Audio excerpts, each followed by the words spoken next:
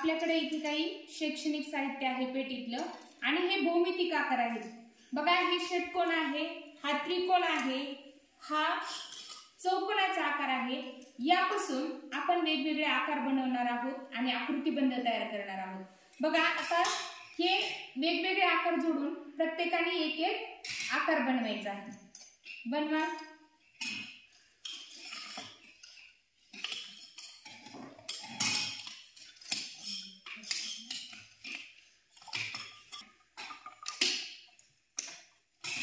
प्रत्येक तिथं खाच दिलेली आहे, त्या खाच्यामध्ये आपल्याला व्यवस्थित हे करून खाच मध्ये टाकून बघा मी हा त्रिकोण बनवला आहे.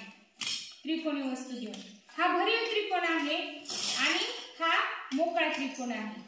तर आता अशा वस्तू बनवल्यानंतर आपण ह्याचा छानपैकी आकृतिबंध पण लावू शकतो. पहा आपण हे वेगवेगळे आकार बनवले. बघा हा आपण काही घन आकार बनवले. हा घन आहे.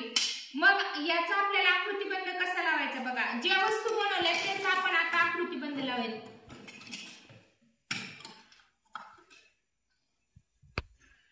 ह्या 3 वस्तू घेतल्यात आपण, पण आपल्याकडे हा 2च वस्तू आहेत.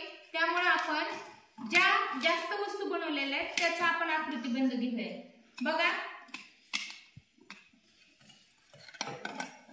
आता पहिली आकृती भरीव त्रिकोणाची आलेली आहे.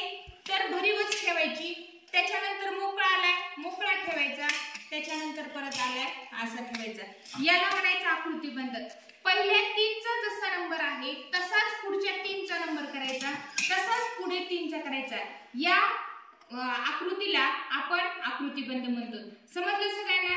तर याचे तुम्ही वेगवेगळे आणखी वेगळे पण आकार तयार करू शकता. बघा हा एक आकार तयार झालेला आहे, हा एक आकार तयार झालेला आहे. आपण हे सुद्धा आकार घेऊन आकृतिबंध पूर्ण करू शकतो.